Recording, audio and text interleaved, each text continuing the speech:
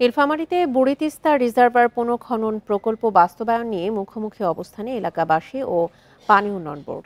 দ্বন্দ্বের কারণে ২ বছর ধরে বন্ধ রয়েছে কাজ। অবৈধ দখলদাররা প্রকল্প বাস্তবায়নে বাধা দিচ্ছে বলে অভিযোগ পানি উন্নয়ন বোর্ডের। ২ বছর মেয়াদী শত কোটি টাকার প্রকল্পের কাজ ডিসেম্বরে শেষ হওয়ার কথা।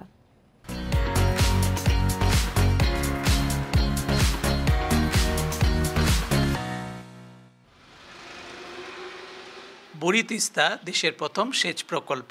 ১৯৬৭ সালে নির্মিত এই প্রকল্পেরই অংশ বুড়ি তিস্তা রিজার্ভার। নানা কারণে ভরাট হয়ে গেছে ১,২১৭ একর আয়তনের এই জলাধারে ৬৬৭ একরের অধিকাংশই। তাই ২০১৮ সালে পুনঃখননে উদ্যোগ নেয় পানি উন্নয়ন বোর্ড।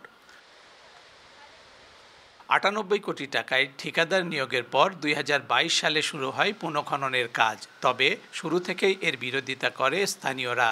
ভাঙচুর ও সরকারি কাজে বাধাসহ নানা অভিযোগে প্রায় ৯০০ জনের বিরুদ্ধে ১০টি মামলা করেছে পানি উন্নয়ন বোর্ড। এলাকাবাসীও প্রতিকার চেয়ে আদালতের দ্বারস্থ হয়। ফলে বন্ধ হয়ে যায় কাজ। এক বিঘা জমিতে প্রায় ৪০ মণ যাবত ভুট্টা ফলে। এই জমিগুলোতে যে পানি উন্নয়ন বোর্ড যে রিজার্ভার করে পানি রাখে, আমরা না খেয়ে মারা যাব। নদী খনন করতে গিয়া যদি আমাদের ২-৪ শতক করে জমি যায়, কিছু লোকের কিছু ক্ষতি হতে পারে, সেটাও আমরা মেনে নিচ্ছি। হ্যাঁ, কিন্তু আমরা প্রকল্প করতে দেব না।